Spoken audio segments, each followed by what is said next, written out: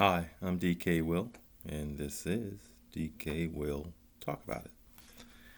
I'm going to do a different type of video. It's going to be very brief. I'm going to read a story. And the reason I'm reading this story is because I read it and it touched me. And I thought it was deserving of a video of its own. And some may have already read it. It's from one of the sources I go to, and every now and again they post jokes and stories. But this story exemplifies, like my intro video from Marvin Gaye on what's going on. And you'll notice I intentionally stopped that intro video where the lyrics said, "Only love can conquer hate." And since we're all wrapped up in this DINAR, looking for that money to come through, I guess, the majority of us, I want us all to remember our humanity. And maybe this story will touch you too. And so, if you came here to learn about the DINAR, you'll have to wait for the next video. I'll get to that soon, very soon. But this video is to remind us of our humanity. And unless you're made of stone, I hope it touches you too. So, let's do this. Check the mic and make sure it sound right. I am going to read this story. It's taken from DINAR Recaps, Bits and Pieces. There's some funny jokes there, and they're funny.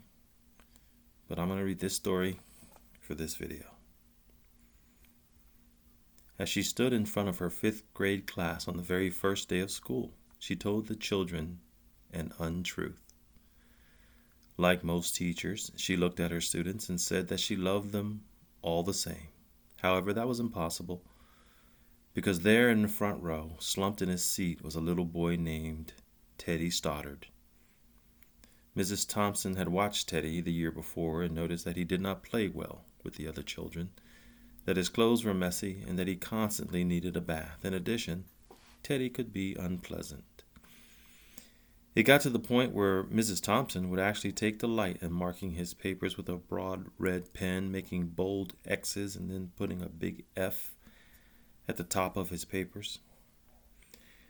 At the school where Mrs. Thompson taught, she was required to review each child's past records, and she put Teddy's off until last.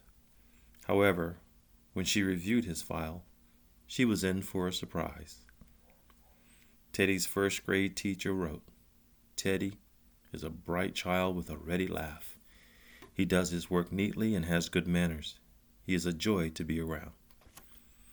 His 2nd grade teacher wrote, "Teddy is an excellent student, well liked by his classmates, but he is troubled because his mother has a terminal illness, and life at home must be a struggle." His 3rd grade teacher wrote, "His mother's death has been hard on him. He tries to do his best, but his father doesn't show much interest, and his home life will soon affect him if some steps aren't taken." Teddy's 4th grade teacher wrote, Teddy is withdrawn and doesn't show much interest in school. He doesn't have any friends, and he sometimes sleeps in class." By now, Mrs. Thompson realized the problem, and she was ashamed of herself. She felt even worse when her students brought her Christmas presents, wrapped in beautiful ribbons and bright paper, except for Teddy's. His present was clumsily wrapped in heavy brown paper that he got from a grocery bag. Mrs. Thompson took pains to open it in the middle of the other presents. Some of the children started to laugh when she found a rhinestone bracelet with some of the stones missing, and a bottle that was 1/4 full of perfume. But she stifled the children's laughter when she exclaimed how pretty the bracelet was, putting it on and dabbing some of the perfume on her wrist. Teddy Stoddard stayed after school that day just long enough to say, "Mrs. Thompson, today you smell just like my mom used to." After the children left, she cried for at least an hour. On that very day, she quit teaching reading, writing, and arithmetic. Instead, she began to teach children. Mrs. Thompson paid particular attention to Teddy. As she worked with him, his mind seemed to come alive. The more she encouraged him, the faster he responded. By the end of the year, Teddy had become one of the smartest children in the class, and despite her lie that she would love all the children the same, Teddy became one of her teacher's pets. A year later, she found a note under her door from Teddy telling her that she was still the best teacher he ever had in his whole life. 6 years went by before she got another note from Teddy. He then wrote that he had finished high school, third in his class, and she was still the best teacher he ever had in life. 4 years after that, she got another letter saying that while things had been tough at times, he'd stayed in school, had stuck with it, and would soon graduate from college with the highest of honors. He assured Mrs. Thompson that she was still the best and favorite teacher he had ever had in his whole life. Then 4 more years passed, and yet another letter came. This time he explained that after he had got his bachelor's degree, he decided to go a little further. The letter explained that she was still the best and favorite teacher he ever had, but now his name was a little longer. The letter was signed Theodore F. Stoddard, M.D. The story does not end there. You see, there was yet another letter that spring. Teddy said he had met this girl and was going to be married. He explained that his father had died a couple years ago, and he was wondering if Mrs. Thompson might agree to sit at the wedding in the place that was usually reserved for the mother of the groom. Of course, Mrs. Thompson did, and guess what? She wore that bracelet, the one with several rhinestones missing. Moreover, she made sure she was wearing the perfume that Teddy remembered his mother wearing on their last Christmas together.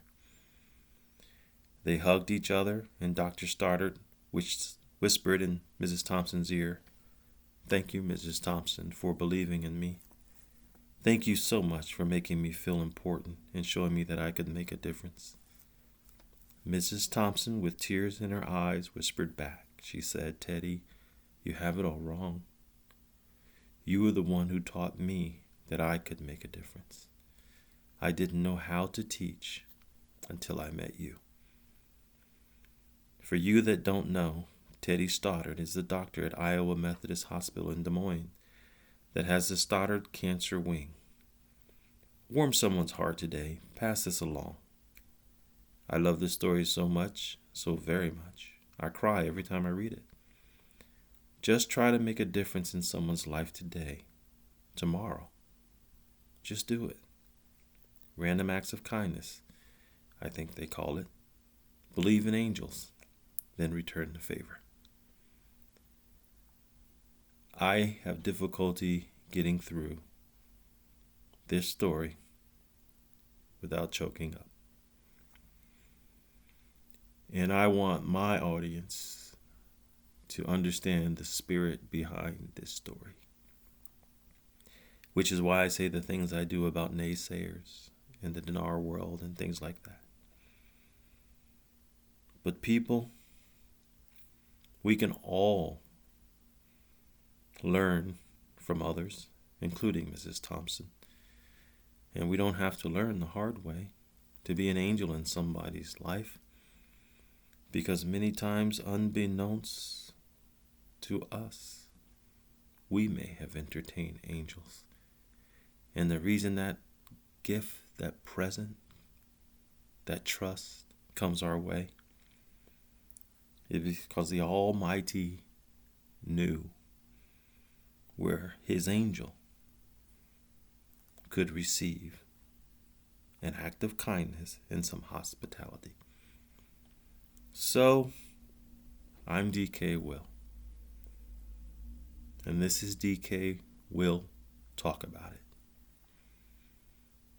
And I've talked about it. Love one another. Do acts of kindness. Be an angel.